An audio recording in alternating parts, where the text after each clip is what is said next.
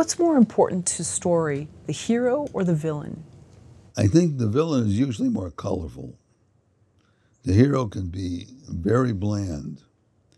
Without the villain, you don't have a hero. You got to give the hero something to do that he can triumph over at the end. You don't want the villain to be. I mean, people say that. I would like to see the villain win for a change, but they don't. It would leave them unfulfilled, unsatisfied, missing something. And a hero can be pretty. He can be pretty boring, actually. But if you give him heroic things to do, that sort of livens him up. But the villain can be outrageous, and flamboyant, way over the top.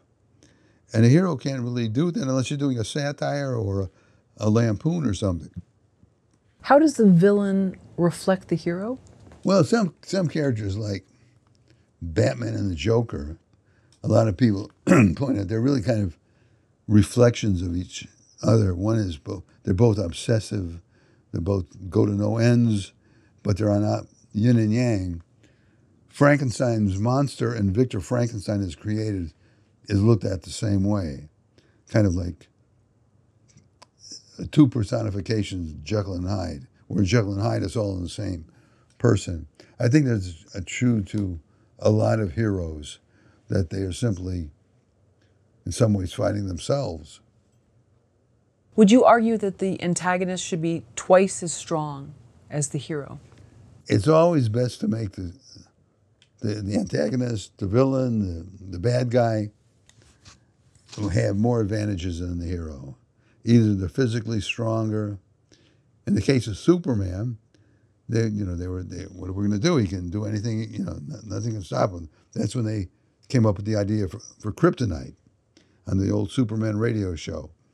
And then Lex Luthor was this evil genius. So he made up in brains what Superman made up in physical attributes. Yeah, because you don't want to have a hero that can just punch the guy and that's the end of it. And you got to give him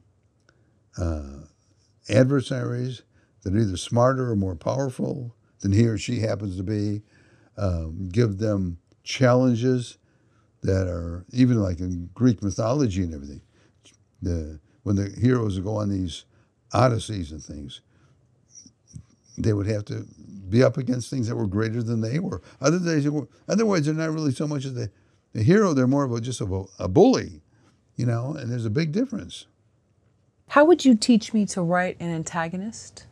Well, I think I learned how to write heroes and antagonists just by having a huge background of reading a lot, seeing a lot of movies, seeing a lot of television shows, listening to our radio shows, reading mythology, and I'm a big fan of Joseph Campbell. There was a series years ago on PBS that who was it? Bill Moyer. Yeah, right? Bill Moyer moderated.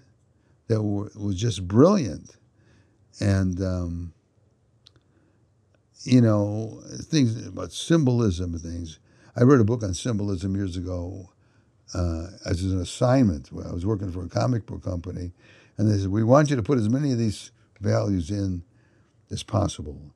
And little things like, if you have the hero in a ship and it's a voyage going to this mysterious land, you should have him, if you can, have him traveling from east to west west to east instead of east to west.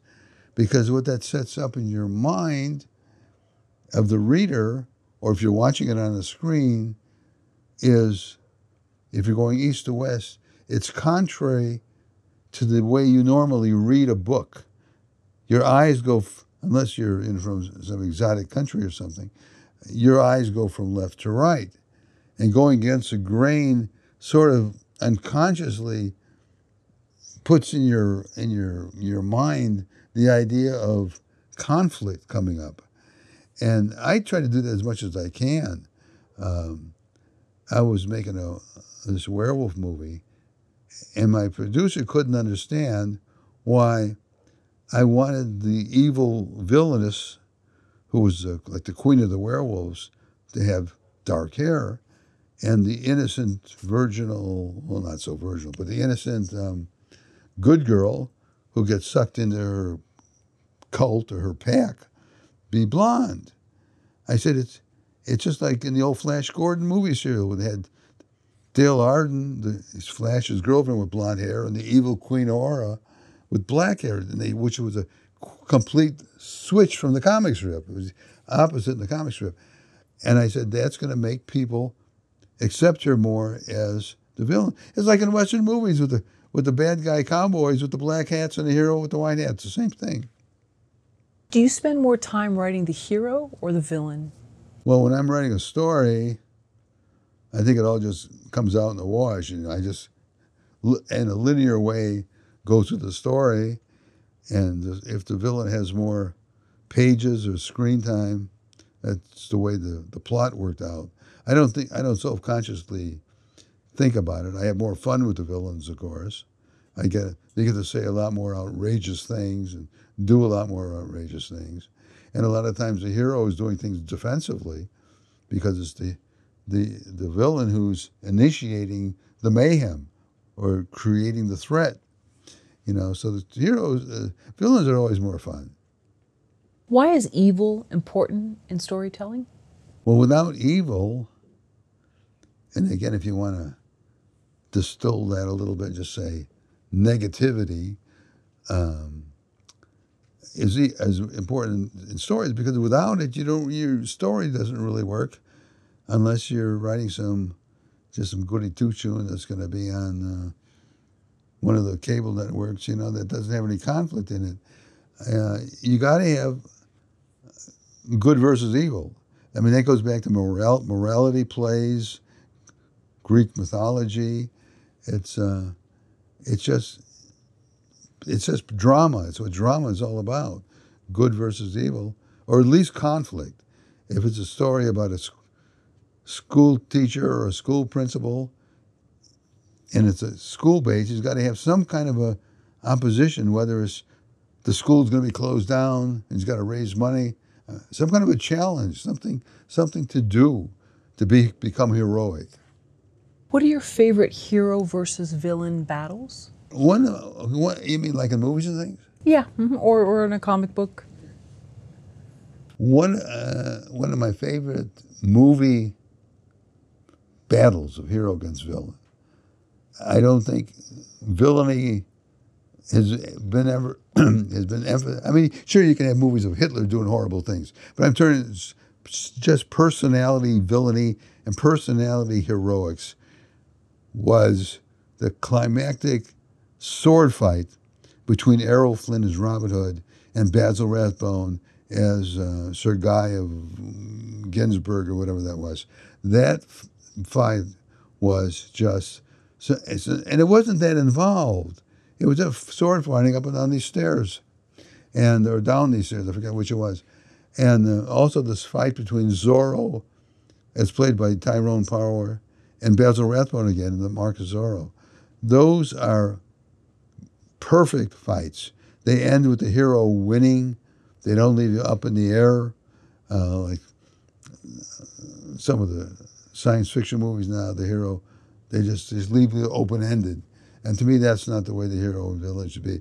There's a scene in the original, or the Boris Karloff Frankenstein, too, where the monster and his creator confront each other out in the mountains, and they just stare at each other. And that moment, even though nothing is happening in it, you just know there's the conflict between if you want to call the Frankenstein, Henry Frankenstein, a heroic figure. At least he's trying to destroy the monster he created, but that look that the two of them exchange is wonderful. Do most viewers or readers identify with the villain or the hero? I don't know who I identify with. I like to say I identify with the hero, and I like in the novel Frankenstein, though, where everybody identifies was with the monster, because they're going through this awkward period of their teenage years and all this. They're misunderstood and everything. I was asked by the BBC once. I was doing an interview for them on Frankenstein, and they asked me about identifying with the monster. And I thought about it. I said, wait a minute. I never identified with the monster. I identified with Victor, who created the monster, even though he's a vile character in the book. The reason being, he actually did some things. He actually made some things. I mean, what he created got out of hand, but he did it. And ever since I was a kid, I liked to make things. I like to see things being, from start to finish, being created. That's really, I love to tell stories. I love to make, with crafts and things. And I was always doing that sort of thing. So I think in that one case, where people consider the monster put upon and all those, I mean, and Victor Frankenstein being the actual villain in that story, I guess I identified with the villain in that story.